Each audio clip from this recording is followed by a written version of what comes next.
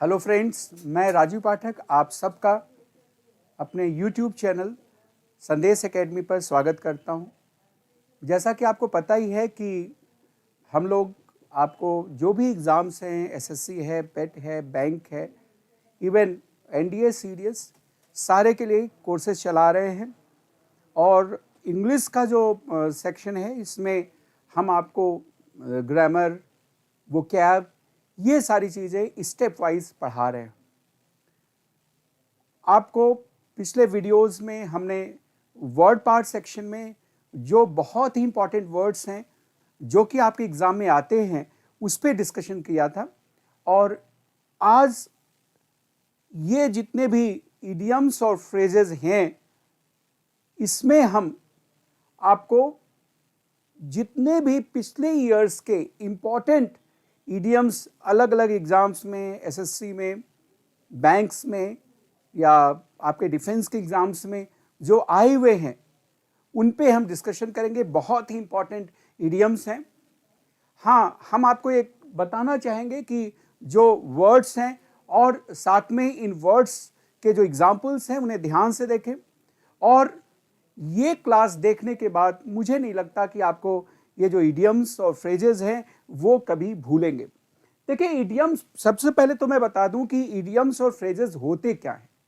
देखिए, इडियम्स होता है जो कि वर्ब के साथ बनता है और भी पार्ट्स उसमें होते हैं।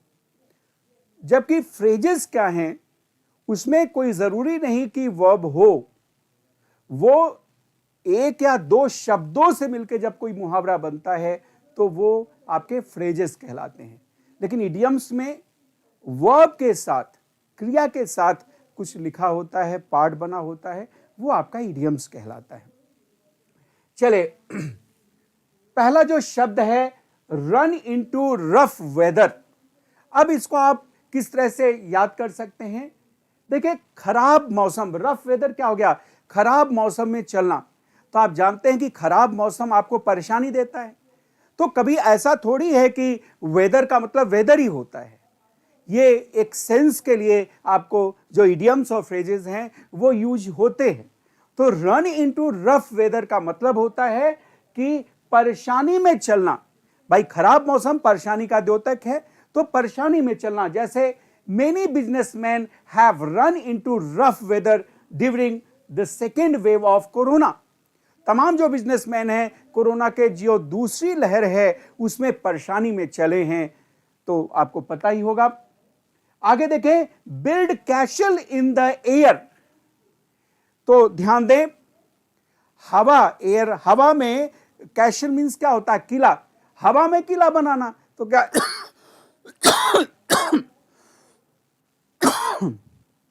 क्या हवा में कोई किला बना सकता है क्या? हवा में तो किला नहीं बनाया जा सकता।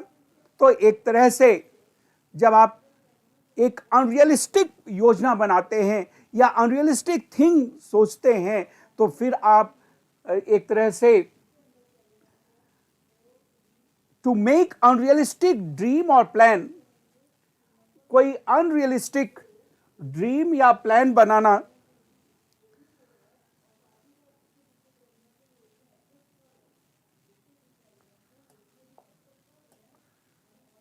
एक अनरियलिस्टिक ड्रीम या प्लान बनाना। We should not build castle in the air. हमें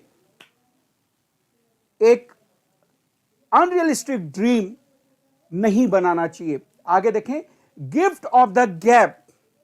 गैब आप जानते हो, गैब मतलब होता है, गैबरिंग होता है ना, बोलना। तो बोलने का उपहार, तो बोलने का उपहार क्या? उपहार ऐसी चीज है जो हाथ में दिया जाता है। तो बोलने का उपहार का क्या मतलब हो गया? कहने का मतलब कि बोलने की जो कला है वही क्या है? गिफ्ट ऑफ द गैब। ये बहुत बार आया है, बहुत बार आपके एग्जाम में आया हुआ है, गिफ्ट ऑफ द गैब। जैसे an orator is blessed with the gift of the गैब।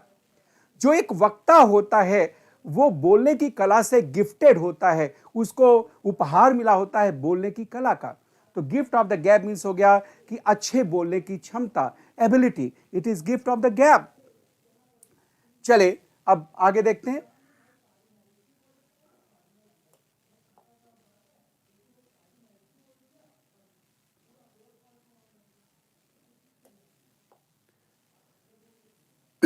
बेल द कैट, आपने पढ़ा होगा बचपन में जो कहानी है क्या, कि बिल्ली के गले में घंटी बांधना। तो बिल्ली के गले में घंटी बांधना क्या होता है, एक जोखिम उठाना ही तो होता है ना। तो टू टेक द रिस्क, जोखिम उठाना। Who will bell the cat, कौन जोखिम उठाएगा, यह है। द एपल ऑफ डिस्कार्ड, देखिए बड़ा अच्छा वर्ड है। आप जानते हैं कि डिस्कॉर्ड मीन्स क्या होता है, डिस्कॉर्ड माने होता है टेंशन, तनाव, और इसका एंटोनिम क्या होता है, कॉन्कर्ड। ये सारे वर्ड आपके एग्जाम के आए हुए हैं। कॉन्कर्ड मीन्स क्या होता है, हार्मनी, मित्र भाव, सामंजस्य, कॉन्सिलिएशन, ये सब आपके सिनोनिम्स हैं। तो डिस्कॉर्ड माने क्या हो गया, तनाव। तो तनाव का एप्पल, जैसे बच्चे हैं और एक सेब है या दो सेब है, तीन बच्चे हैं और उसमें एक को दो को आधा आधा दिया जा रहा है, तो आपस में तनाव हो जाता है। तो सेब तनाव का कारण होता है, तनाव का एप्पल। तो मैंने बोला ना कि ये भाव में इस्तेमाल होता है, तो रियल में एप्पल का भाव थोड़ी होगा। तो यहां इसका मतलब हो गया क्या, कि विवाद का कारण, the cause of dispute, dispute means विवाद। जैसे Kashmir is an apple of discard between India and Pakistan, Kashmir Bharat और पाकिस्तान के बीच में तनाव का कारण है। तो आई होप कि जो आपको बताए जा रहे हैं वो आपको समझ में आ जा रहे हैं और आपको हमेशा याद रहेंगे। देखिए, आप रटने की कोशिश न करके अगर आप समझने की कोशिश करते हैं, उसको सेंटेंस में यूज करते हैं, तब आपके लिए बहुत ही ये यूजफुल होगा। गेट इन एवरीवन्स हेयर, देखिए हर आदमी के, गेट मीन्स होना भी होता है, गेट माने पाना भी होता है, गेट मीन्स होना भी होता है। हर आदमी के बाल में होना, हर आदमी के बाल में होना का मतलब क्या हो गया, बाल में क्या होता है, बाल में लूसी होती है और भी आपको पता है कि बाल में आपके जुएं पड़ जाते हैं। तो ये क्या करता है, ये आपको लगातार परेशान करता है, ये आपको तनाव देता है। तो आपको इस तरह से याद रहेगा, एनॉय, क्रोधित करना किसी को, परेशान करना किसी को, परसिस्टेंटली मीन्स हो गया लगातार, तो लगातार परेशान करना। This naughty boy got in everyone's hair, ये जो नॉटी बॉय था वो लगातार लोगों को, हर कोई को परेशान करता था। तो आपको ये वर्ड्स तैयार हो गए होंगे। देखिए, जिस तरह से आपको पढ़ाया जा रहा है, समझाया जा रहा है, उसके यूजेस देखें, उसका सेंस देखें, आपको कभी भी नहीं भूलेगा। चले अब हम आगे देखते हैं।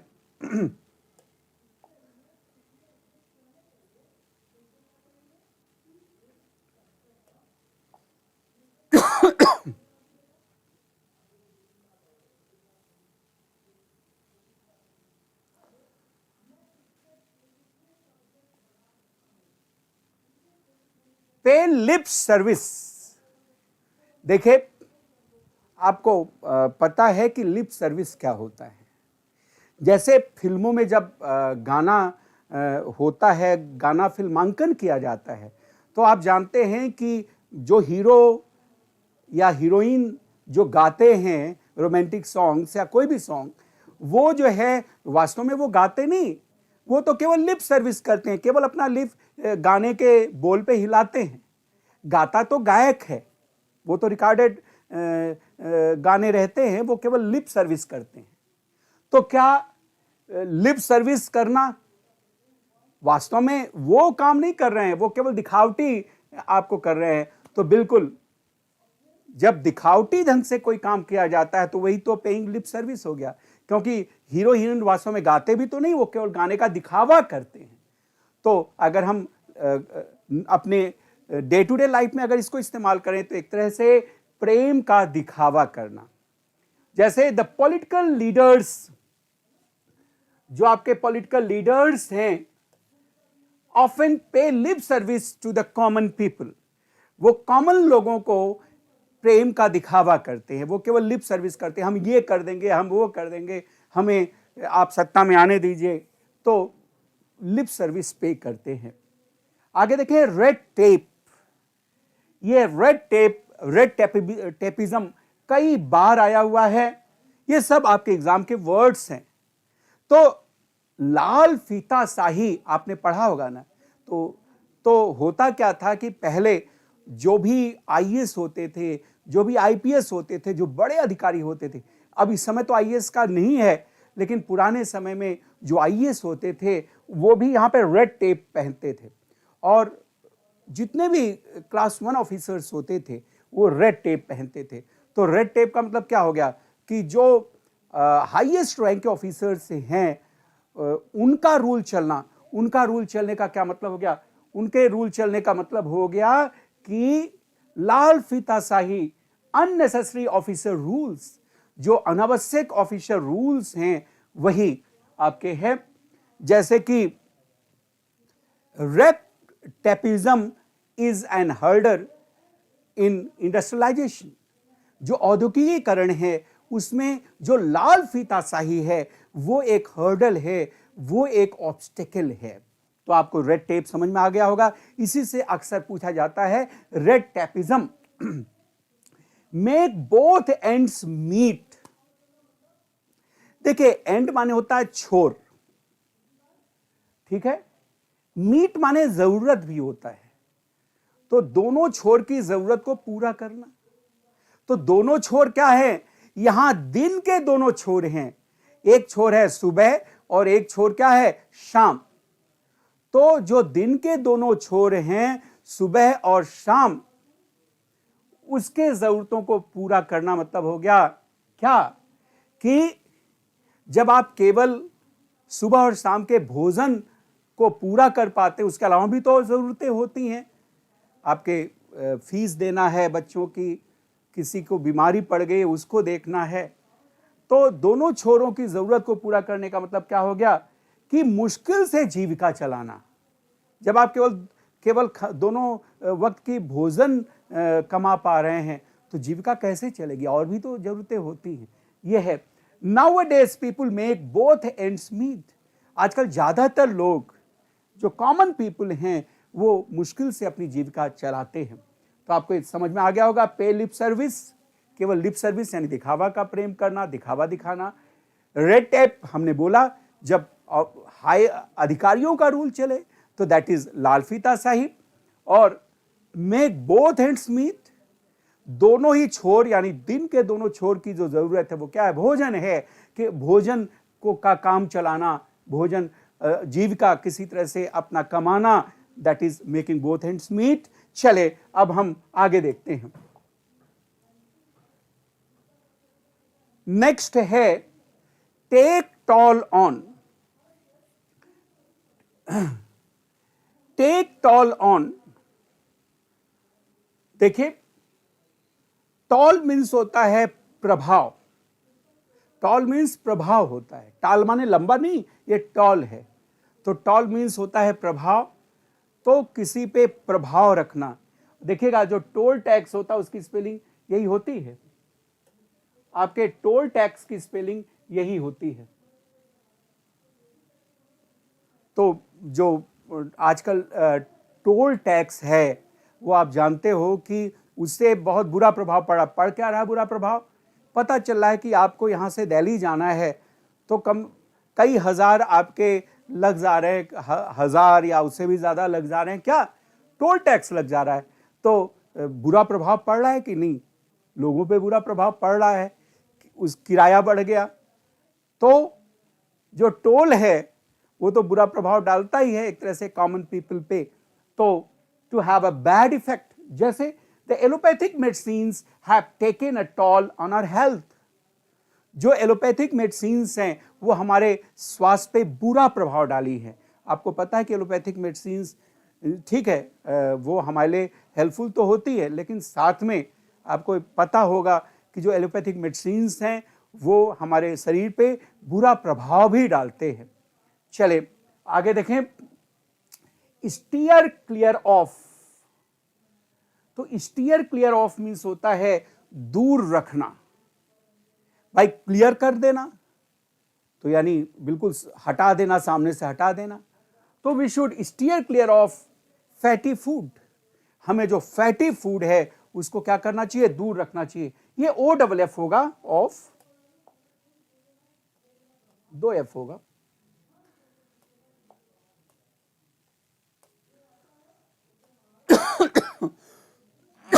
आगे देखें, रोल बैक। अब देखो, रोल करना और पीछे की तरफ रोल करना। तो जब आप पीछे की तरफ रोल करते हैं तो वास्तव में कोई आप काइट थोड़ी उड़ा रहे हैं कि आप उसको पीछे की तरफ रोलिंग कर रहे हैं धागे को। ये सेंस में आ रहा है। इसका मतलब हो गया वापस लेना। जैसे टू रिट्रीट, वापस लेना। यहां पे आपका है the government rolled back the increased prices. जो सरकार है उसने जो बढ़ी हुई कीमतें हैं उसे वापस ली। रोल बैक, वापस लेना। चलिए अब हम आगे देखते हैं। Wash away. देखिए, आप वॉश करना, आप जानते हैं पानी से वॉश किया जाता है। तो इसका 2 सेंस में यूज होता है। जैसे एक तो वॉश कर देना यानी बहा ले जाना, और एक होता है कि किसी चीज से छुटकारा पाना। जब कोई चीज बहा ले जाएगी तो आप छुटकारा भी पाएंगे। जैसे this flood washed away many houses. ये जो फ्लड है, जो बाढ़ है, उसने बहुत सारे घरों को क्या कर दिया, बहा ले गया। और छुटकारा पाना, जैसे take a vacation to wash away your troubles. आपकी जो परेशानियां हैं उससे छुटकारा पाने के लिए, यानी वो बह जाएंगे, आप थोड़ा सा एक छुट्टी लीजिए। तो ये है क्रैक डाउन ऑन। देखिए, क्रैक डाउन ऑन होता है कि किसी चीज या किसी के खिलाफ जब आप कठोर सीवियर एक्शन लेते हैं तो वो क्रैकिंग डाउन ऑन होता है। देखो, व्हिप को क्रैक किया जाता है ना। क्रैक का मतलब ही होता है किसी चीज को तेजी से एक्ट करना, वो क्रैकिंग होता है, क्रैकिंग अ व्हिप। तो जब आप किसी पे आप एक सीवियर एक्शन, एक कठोर एक्शन लेते हैं, तो then that is cracking down on. The police will crack down on criminals. जो पुलिस है वो क्रिमिनल्स पे एक्शन लेगा। The police will crack down on criminals. Police जो है क्रिमिनल्स पे कठोर एक्शन लेगी। Hit a purple patch. अब देखिएगा, पर्पल रंग के जो पैचेस, देखो पैच क्या होता है, किसी चीज का जो छोटे छोटे टुकड़े होते हैं।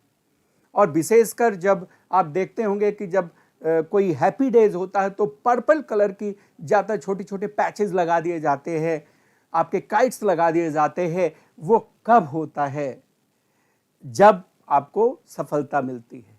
तो आप पर्पल पैच को कब हिट करते हैं, जब आपको सफलता मिलती है। The Indian players will hit a purple patch. जो इंडियन प्लेयर्स हैं वो सफलता पाएंगे। तो ये है। चले अब हम आगे देखते हैं।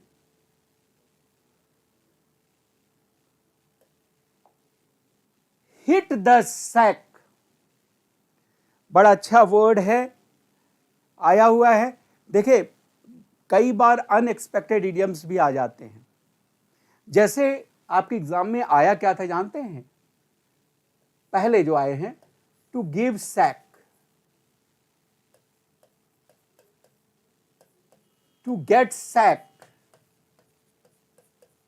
लेकिन ये हिट द सैक है। तो वैसे तो सैक मीन्स क्या होता है जानते हो? जब आप किसी को टर्मिनेट कर देते हैं तो वो क्या हो जाता है, वो सैक हो जाता है। जैसे कि the director sacked the worker या the manager sacked the worker. Manager ने वर्कर को क्या कर दिया, सैक कर दिया। मैनेजर ने वर्कर को टर्मिनेट कर दिया। ठीक है, तो किसी को सैक देना यानी किसी को टर्मिनेशन देना, किसी को टर्मिनेट करना।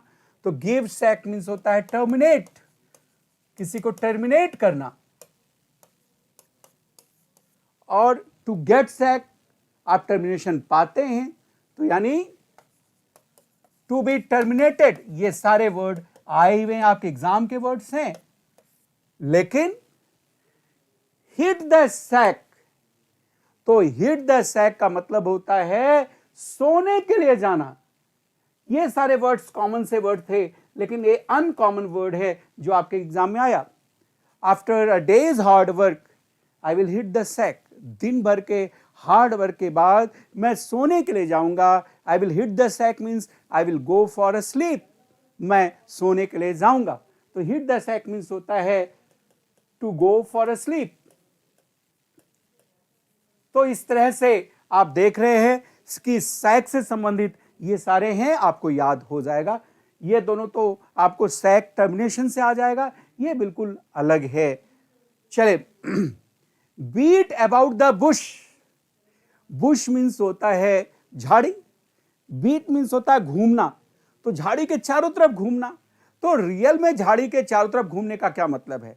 यानी गोल गोल बात करना, टू टॉक अराउंड, गोल गोल बात करना, घुमा फिरा के बात करना। भाई बुश तो गोलेदार हो गई और उसी के चारों तरफ आप बीट कर रहे हैं, घूम रहे हैं। तो do not beat about the bush, come to the point. आप घुमा फिरा के बात मत करें, पॉइंट पर आए। चले, देखिएगा, पुल ऑल द स्टॉप्स। देखिए, स्टॉप्स माने रुकावटें होता है, तो सारी रुकावटों को खींच लेना। तो सारी रुकावटों को आप कब खींचेंगे? जब अपना पूरा एफर्ट लगाएंगे कहीं, तो जितनी भी रुकावटें हैं वो सब खींच ली जाएंगी आपके द्वारा, यानी वो सब हटा दी जाएंगी। तो इसका मतलब क्या हो गया? कब आप सारी रुकावटें खींचते हैं? जब आप अपना पूरा प्रयास करते हैं। तो to make all possible efforts, हर संभव प्रयास करना। देखिए, हम उसको रिलेट करके कुछ आपको सेंटेंसेस बता रहे हैं, वो सिर्फ इसलिए ताकि ये इडियम्स आपको तैयार रहें।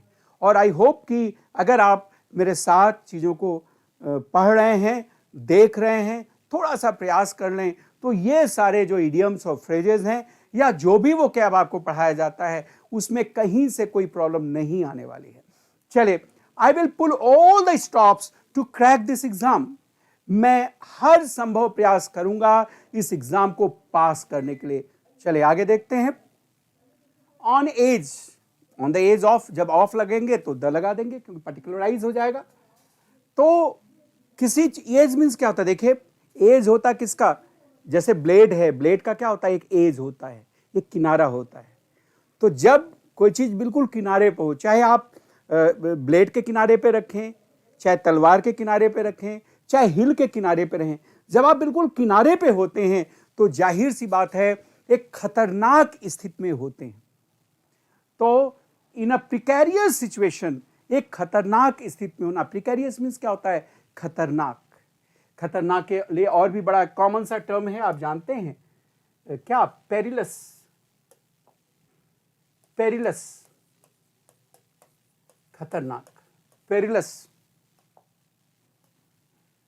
तो इस तरह से यह है।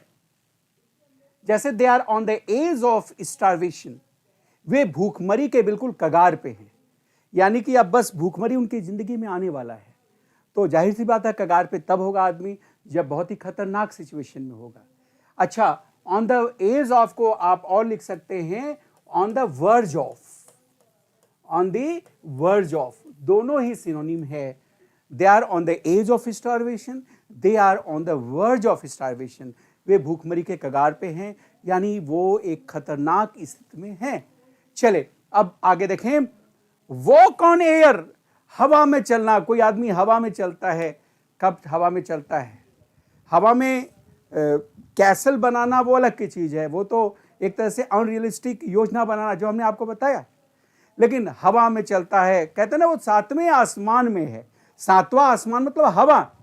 हिंदी में वो सातवें आसमान में कब होता है, यानी हवा में कब होता है? जब बहुत खुश होता है, यार हमने तो ये कर दिया, हमने इतना बड़ा तोप चला दिया। ठीक है, तो यानी फील इलेटेड। इलेटेड मानता बहुत खुश, वेरी हैप्पी, बहुत खुश महसूस करना। तो he is walking on air after this, this is A, he is walking on air after this success. वह इस सफलता के बाद बहुत खुश महसूस कर रहा है, सातवें आसमान में उड़ रहा है। चले आगे देखें। फ्यू एंड फार बिटवीन, अपने आप में ये वर्ड्स आपको मीनिंग दे रहे हैं। अगर आप वीडियो देखें, आप उसके यूजेस देखें, आप उसका जो मीनिंग है देखें, कभी नहीं भूलने वाला है और इस ढंग से आपको पढ़ाया जा रहा है। फ्यू मीन्स क्या होता है? थोड़े, और फार मीन्स क्या होता है? दूर दूर। बिटवीन माने के बीच, यानी किसी भी चीज के बीच, कहीं भी बहुत थोड़े और वो भी बहुत दूर दूर। तो कहने का मतलब क्या कि बहुत कम घटित होने वाला। भाई जो बहुत कम होंगे और बहुत दूर दूर होंगे, यानी बहुत कम घटित होने वाला होगा ना। जैसे corruption is few and far between in Japan. Japan में जो भ्रष्टाचार है वो बहुत कम घटित होने वाला है, यानी वहां बहुत ज्यादा भ्रष्टाचार आप नहीं देख सकते इंडिया की तरह। यहां पे तो चीजें ही भ्रष्टाचार से शुरू होती हैं ज्यादातर, आपको पता ही है, उसमें बताने की कोई जरूरत नहीं। गवर्नमेंट सिस्टम में, इवन बहुत सारी जगह प्राइवेट सिस्टम में भी भ्रष्टाचार आप देखते हैं, लेकिन बहुत कम, वो भी बहुत दूर दूर, यानी बहुत कम, रेयरली जो होता हो, बहुत कम घटित होने वाला जो चीज होता हो, that is few and far between, very rare. Corruption is few and far between in Japan. आपको तैयार हो गया होगा। चले अब हम आगे देखते हैं।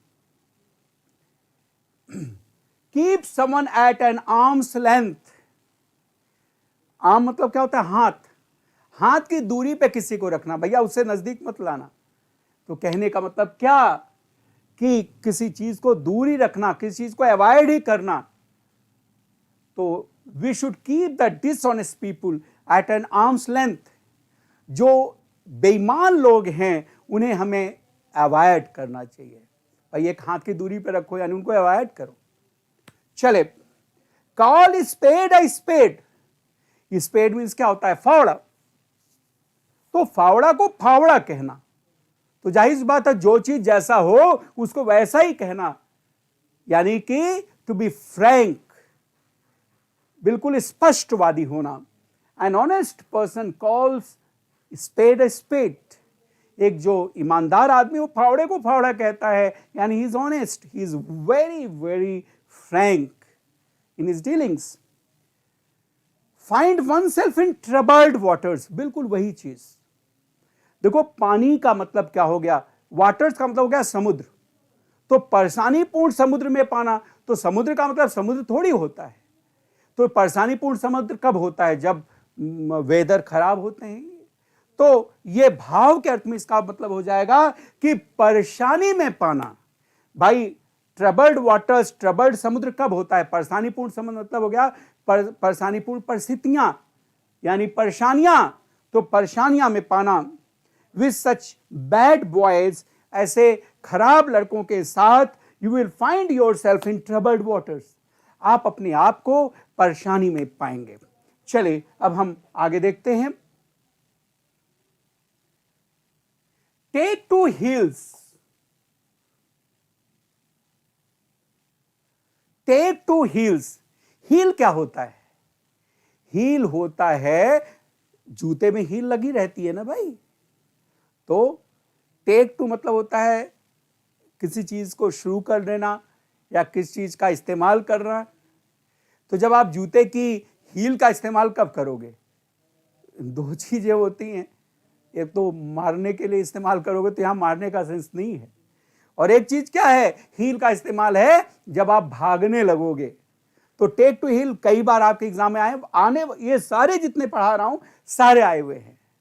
तो टेक टू हील्स का मतलब हो गया रन अवे, भाग जाना। टेक टू हील्स का मतलब हो गया रन अवे, भाग जाना। The thief took to heels when police arrived. चोर भाग गए जब पुलिस आई। At one wits end. Wit माने क्या होता है? बुद्धि। आपको पता ही होगा विट मीन्स क्या होता है? बुद्धि। तो बिल्कुल बुद्धि के छोर तक, यानी जहां तक आपकी बुद्धि काम करती है उसके बिल्कुल एंड तक जब आप जाते हो और कुछ समझ में नहीं आता, तो यानी कि आप मानसिक रूप से परेशान तो रहते हो ना। तो एक इसके पहले जो आपको रफ वेद और ये सब बताया गया, ये तो आप किसी सिचुएशन, परेशानी वाली सिचुएशन का सामना कर रहे हैं। यहां जब विट हो गया, बुद्धि हो गया, जब आप बुद्धि के छोर तक जा रहे हैं लेकिन कुछ समझ में नहीं आ रहा है, यानी टू बी परप्लेक्स्ड, परेशान रहना, मानसिक रूप से परेशान रहना। Lata was at her wits end about her career, about her career.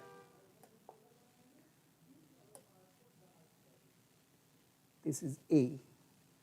लता अपने करियर को लेकर बिल्कुल परेशान थी। Lata was at her wits end about her career, अपने करियर को लेकर बिल्कुल परेशान थी, एकदम सोचे जा रही थी जहां तक सोच सकती है, अब क्या करे। तो it means she was perplexed, वो परेशान थी। चले आगे देखें। Full of beans, full of beans, it is energetic.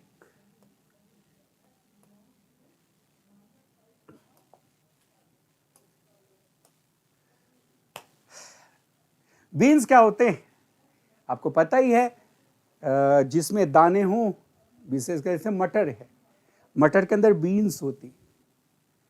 तो जो मटर, जो कोई मटर बीन से बिल्कुल भरी हो, तो इंसान को आप मटर समझो, मटर की जो फली होती है, और जैसे मटर की फली में मेन बीन्स होता है, तो इंसान का बीन्स क्या है? इंसान का बीन्स है उसकी ऊर्जा, एनर्जी, उसका उत्साह, वो इंसान का बीन होता है। आप कहोगे जो सर उसके अंदर फैट भी होता है, तो फैट तो फिजिकल है, ये उसके गुणों की बात कर रहे हैं। तो ऊर्जा और आपके उत्साह से भरा हुआ वही क्या होता है? Full of beans. बीन से भरी हुई जैसे आपकी फली होती है मटर की, वैसे ही जब कोई ऊर्जा और उत्साह से भरा हो, जो लाइवली हो, लाइवली मीन्स क्या हो गया? इंथुजियास्टिक। चले देखें, तो ये है आप जो है उत्साही और ऊर्जावान। जैसे children are often full of beans, जो बच्चे होते हैं उत्साह व ऊर्जा से भरे होते हैं। चले अब हम आगे देखते हैं। चले एक ही जगह हम ऑफ से रिलेटेड बहुत सारी चीजें दिए हुए हैं।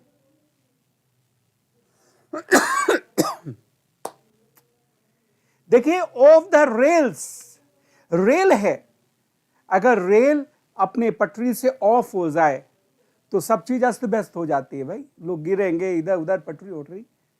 तो रियल में जो है ट्रेन, जो रेल है वो ऑफ नहीं हो रही है, बल्कि भाव के अर्थ में इसका मतलब क्या हो गया? अस्त व्यस्त, untidy. The room was of the rails, जैसे रेल ऑफ हो गई, हट गई अपने पटरी से, तो सब अस्त व्यस्त हो गया, वैसे ही रूम बिल्कुल अस्त व्यस्त है।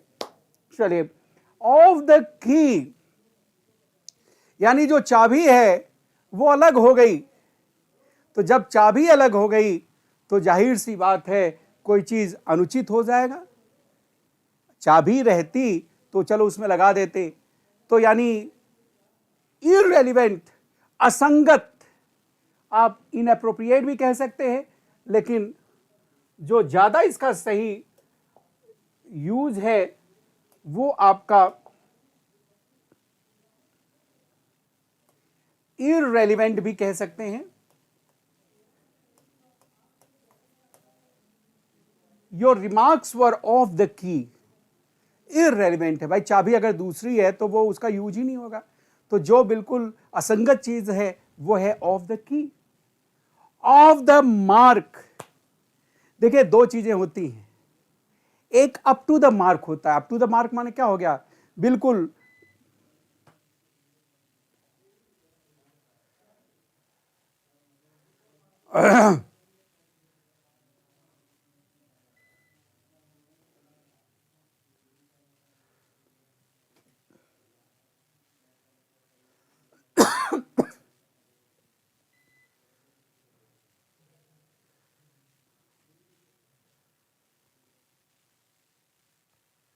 बस होने भी वाला है, 5 मिनट में खत्म भी हो जाएगा।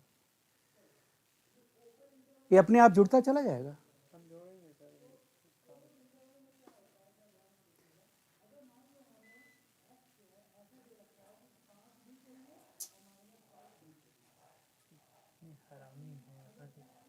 हाँ?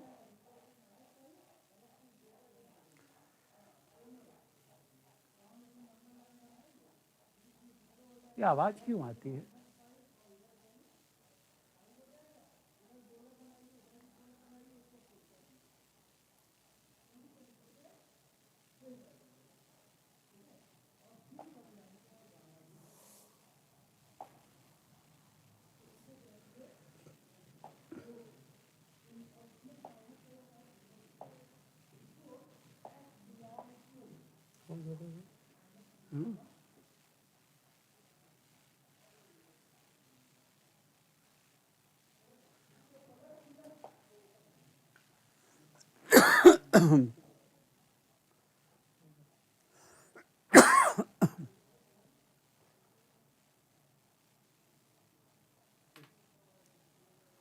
Of the mark, off the mark means हो गया कि मुख्य मुद्दे से अलग। अप टू द मार्क माने क्या होता है कि लेवल के बिल्कुल अप टू होना, उसके बराबर होना। जैसे कि his performance was up to the mark, उसका जो प्रदर्शन था वो बिल्कुल लेवल पे था, it was up to the mark. Off the mark का मतलब क्या हो गया कि उससे हटकर। तो your remarks are off the mark, तुम्हारा जो रिमार्क है वो लेवल से बिल्कुल हट के है। चले अब हम आगे देखते हैं। ऑफ द रिकॉर्ड, तो देखिएगा जो चीजें रिकॉर्ड में होंगी वो तो बिल्कुल ऑब्वियस सी होंगी, उसको तो सब कोई देख सकते हैं, भाई रिकॉर्ड में वो सारी चीजें लिखी हुई।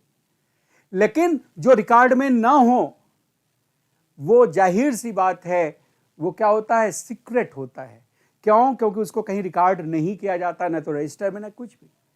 तो वही बात होती है कि जब कोई जो जर्नलिस्ट होते हैं, कोई रिपोर्टर होते हैं, किसी लीडर से जब बात करते हैं अपने बुला के अपने स्टूडियो में, तो जो आपके पॉलिटिकल लीडर्स, जो बड़े लीडर्स होते हैं, वो कहते हैं भाई हम ऑन रिकॉर्ड तो ये सारी बातें कर ले रहे हैं, लेकिन आपका जो एक क्वेश्चन है इस पे हम ऑन रिकॉर्ड बात नहीं करेंगे, ऑफ द रिकॉर्ड बात करेंगे। यानी कि ये चीज़ें ना तो आपके मोबाइल में रिकॉर्ड होंगी ना किसी रजिस्टर में रिकॉर्ड होंगी, तो यानी कि वो चीज़ें हमारी आपके बीच में एक सीक्रेट बात होगी।